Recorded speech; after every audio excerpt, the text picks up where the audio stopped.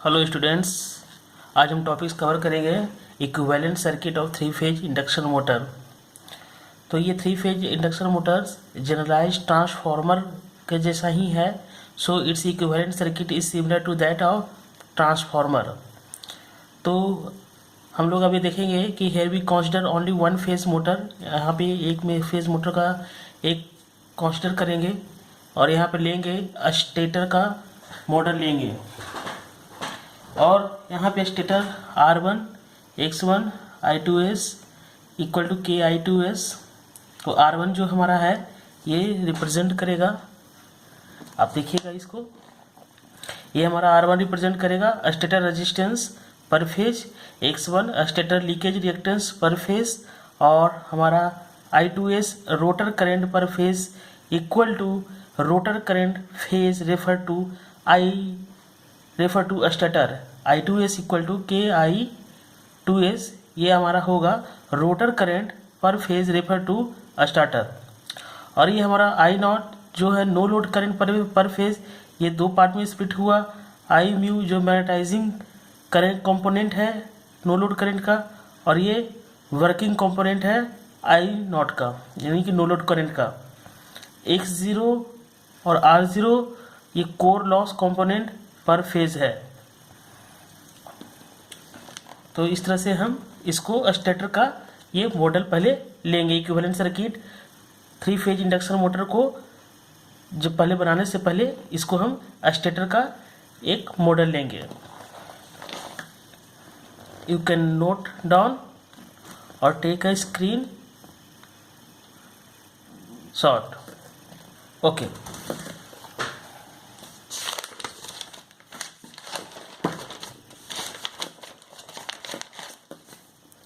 अब हमारा no load phasor diagram है, जो कि ये V1 जस्ट अपोज E1 और ये जो IW है वर्किंग कंपोनेंट है, IU मैग्नेटाइजिंग कंपोनेंट है जो ये फ्लक्स प्रोड्यूस्ड होगा यहाँ पे।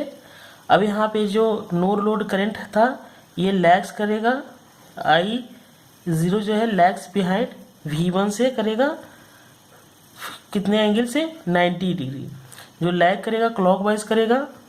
तो ये नो लोड फेजर डायग्राम है। तो अब हम ट्रांसफार्मर में ये जानते थे कि I0 जो था नो लोड करंट था, तो at a time of no load current 2 to 5% of full load current ये हमारा ट्रांसफार्मर में होता था। नो लोड करंट में 2 से 5% तक का फुल लोड करंट होता था नो लोड कंडीशन में।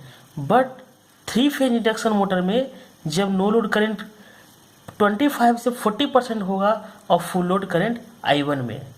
ये दोनों में डिफरेंस यही है कि ट्रांसफार्मर में 2 से 5% फुल लोड करंट रहता था I0 में।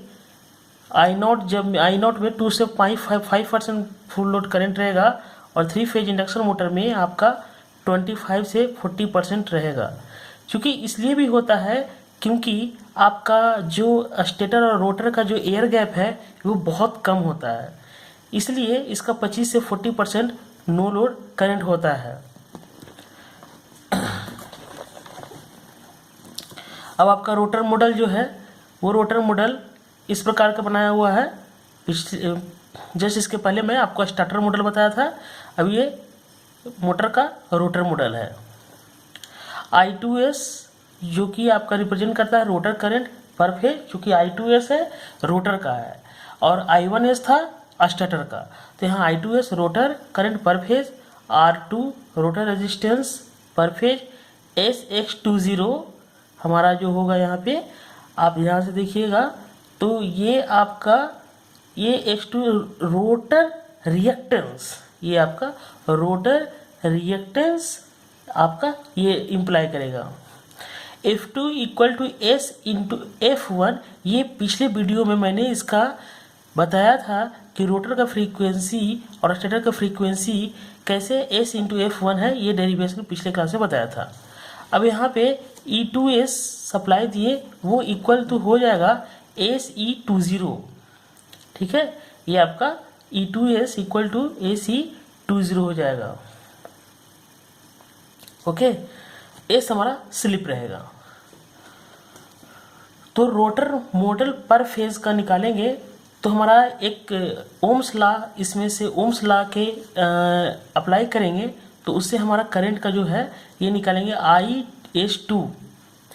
तो IS2 जो रोटर करंट पर फेज के हिसाब से निकालेंगे तो हमारा निकलेगा करंट, यानी कि I = V/R होता था, तो हम ओम्स लॉ की जगह V यहाँ पे E2S है, वो हमारा इक्वल टू कितना है E20, तो हम यहाँ रख दिए AC20 और हमारा रेजिस्टेंस क्या हो गया R2 + SX20, ये दोनों जोड़ दिए तो R2 + JXX20, ये टोटल इक्विवेलेंट आ जाएगा हमारा AC20/Z2S। लिख सकते हैं R2 + JX20 को इक्वल कर देंगे Z2SO। अब ये दोनों को न्यूमरेटर में और डिनोमिनेटर में हम डिवाइड S से कर देंगे, इसको भी S से डिवाइड कर देंगे, इसको भी और इसको भी S से डिवाइड कर देंगे। देन आफ्टर जब हम डिवाइड करेंगे उसके बाद आपका ये वैल्यू I2S का E20/R2/S + JX20 हमारा ये आ जाएगा। जब हम S से इसको डिवाइड करेंगे तब हमारा ये वैल्यू गेन कर लेंगे। ओके स्टूडेंट्स, अब उसके बाद से हमारा ये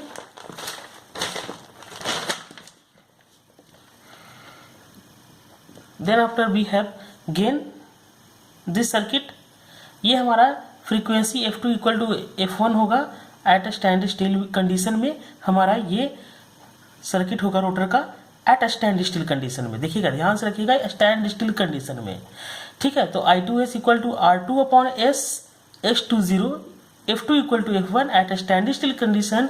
तो हमारा R2/S जो है ये दो भाग में स्प्लिट करेगा, एक R2 + R2 × 1/S/S, ये ध्यान रखिएगा।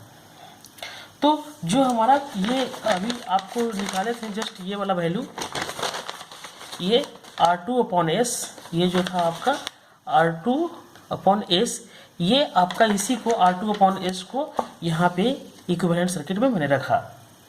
तो ये मैंने जो रखा स्टैंड स्टिल कंडीशन में, तो R2/S को दो भाग में स्प्लिट कर दिया, एक R2 जो कि ये फिक्स्ड रेजिस्टेंस रोटर रेजिस्टेंस है और R2 × 1/S/S ये वेरिएबल है with S similar to resistance. चलिए आगे देखते हैं।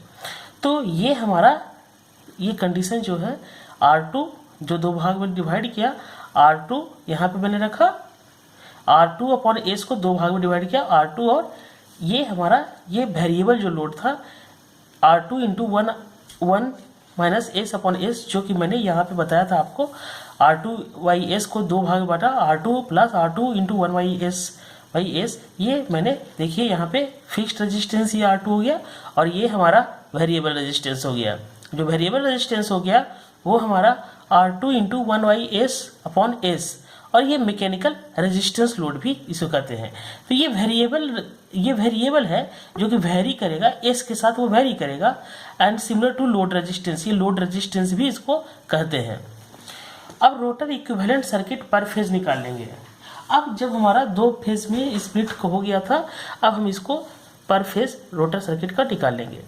ये हमारा वही है करंट R1 या स्टेटर का ये हो गया R1 X KI2S, और ये हमारा no load current X0 R0 E1 E2 R2 X20, ये हमारा आपका ये वेरिएबल हमारा यहाँ वेरिएबल हो गया with vary S similar to load resistance, ये आपको एट ये हमारा स्टैंड स्टिल कंडीशन में है, ठीक है। अब इसको क्या करेंगे, जैसे हम लोग ट्रांसफार्मर में क्या करते थे, सेकेंडरी को रेफर करते थे प्राइमरी से, आप याद करिए सेकेंडरी को रेफर करते थे प्राइमरी से, तो हम इसको भी उसी तरह से रेफर कर देंगे। तो complete equivalent circuit as refer to starter, हम स्टेटर के रेफरेंस में ये वैल्यू को लिखे हैं I1 R1 X1 के I2S नो लोड करेंट। फिर देखिएगा यहाँ पे रेफर टू स्टेटर के है, जैसे रेफर करते थे ना ट्रांसफार्मर का सेकेंडरी रेफर टू प्राइमरी, उसी तरह से हमने यहाँ पे रेफर किया यहाँ पे स्टार्टर के रेफर किया, तो R2 अपॉन के स्क्वायर X20 अपॉन के, वेरिएबल रेजिस्टेंस हमारा ये हो गया। यहाँ पे R2 सब जगह K से डिवाइड कर दिया। यहाँ भी हमारा हो गया E20 इक्वल टू K। ठीक है, आप इसको एक अच्छे से स्क्रीनशॉट ले लीजिए। ओके,